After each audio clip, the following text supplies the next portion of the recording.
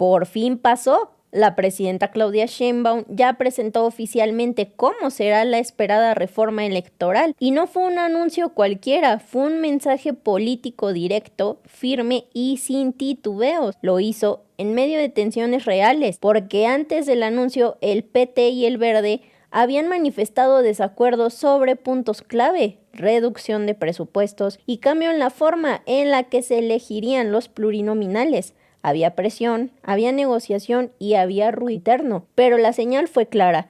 La reforma no se negocia bajo chantaje, no se frena por incomodidades y no se condiciona por intereses partidistas. La presidenta decidió avanzar, incluso si eso significaba incomodar a los partidos aliados, y ese movimiento cambia el tablero, porque ya no es solo una reforma electoral, es una demostración de liderazgo y control político dentro de su propia coalición. Mientras, del otro lado, la reacción de la oposición fue inmediata. Salieron a hablar de autoritarismo, de riesgos para la democracia, de debilitamiento institucional. Entonces sale Noroña a hablar justamente de este tema.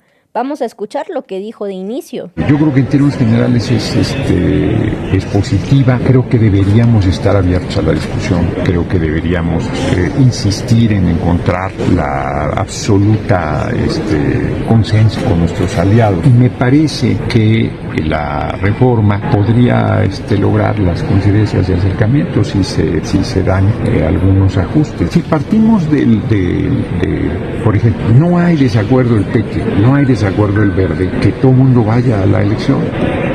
El desacuerdo es en el mecanismo. Noroña fue claro. Él considera que la reforma sí contará con el respaldo del Partido del Trabajo y el Partido Verde.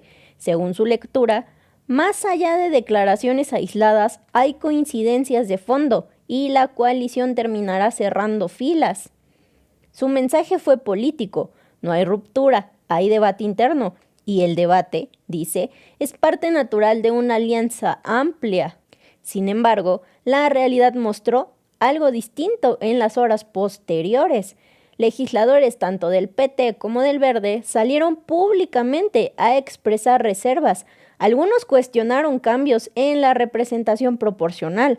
Otros pusieron sobre la mesa preocupaciones sobre la viabilidad operativa de ciertos puntos, y eso abrió una interrogante inevitable, porque si bien Noroña apuesta a que prevalecerá la unidad, el hecho de que aliados hablen negativamente antes de que siquiera inicie el proceso legislativo revela que la negociación no está cerrada. No es solo una discusión entre gobierno y oposición, también es una prueba de cohesión interna. La pregunta no es menor. ¿Terminarán PT y Verde respaldando completamente la reforma? ¿O veremos ajustes para garantizar los votos necesarios? Lo que está en juego no es solo el contenido de la reforma electoral, sino la estabilidad política de la mayoría que hoy gobierna. Y esa es una historia que apenas comienza. Porque desde el PT, Jacob Polensky descalificó parte de la reforma, asegurando que es inviable y que obligar a plurinominales a hacer campaña en grandes circunscripciones simplemente no tiene sentido.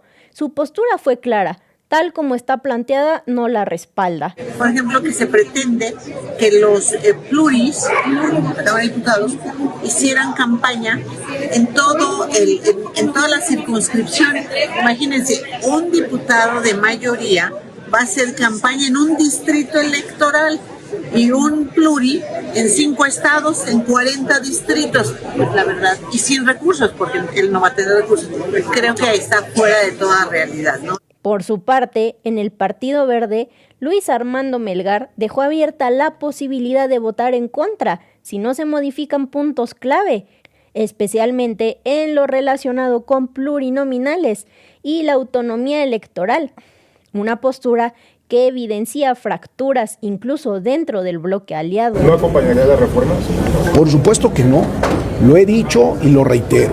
Si la reforma viene en los términos, porque no la hemos recibido, dice que la vamos a recibir el día lunes, viene en los términos, como los anunció hoy la señora presidenta, mi voto, como el de varios del Partido Verde, va a ser en contra. Y por el lado de la oposición, el panista Ricardo Anaya fue aún más duro. Adelantó que el PAN votará en contra y acusó que la reforma es una cortina de humo. Según él, no resuelve el problema del financiamiento ilegal y abre la puerta a mayores riesgos para la democracia. Es que esa es una cortina de humo. No se vayan con la trampa, no seamos ingenuos. Respecto de esos puntos, ni siquiera se han podido poner de acuerdo Morena, el PT y el Verde. Lo que en realidad están buscando es dejar al INE sin dinero, tomar el control del Instituto Nacional Electoral, y lo que no quieren incluir, y la razón por la que vamos a votar en contra, son sanciones severas, incluyendo la pérdida del registro para los partidos políticos que reciban dinero del crimen organizado. Desde el PRI, Manuel Añorbe también rechazó la iniciativa, advirtiendo que pone en riesgo la pluralidad y que podrían alterar el equilibrio de representación en el Congreso. Para el priismo, esta reforma no fortalece, sino que debilita el sistema actual. Desaparecer a la oposición y desaparecer las voces distintas. ¿Usted cree que logren convencer a la oposición para apoyar esta reforma? A ver, el PRI va en contra, lo hemos dicho, somos congruentes, vamos a votar en contra de este retroceso democrático. De que el PAN y MC puedan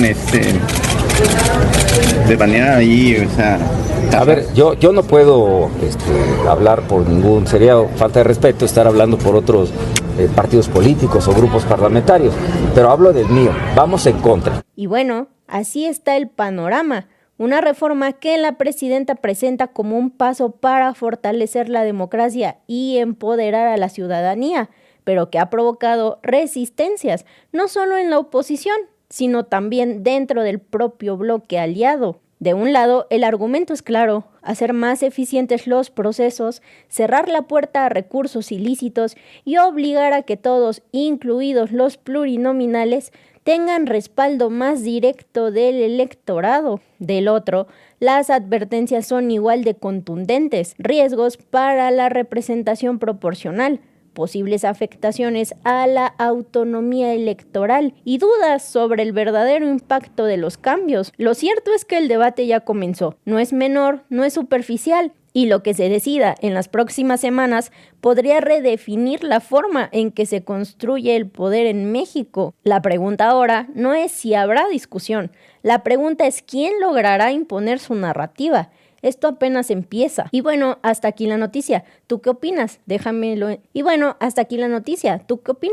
saber en comentarios. Y si te gustó este video, no olvides darme un like y compartir con tus familiares y amigos para que también estén al tanto de las noticias más actuales que acontecen día a día en México. Muchas gracias por acompañarme. Te veo en un siguiente video. Hasta luego.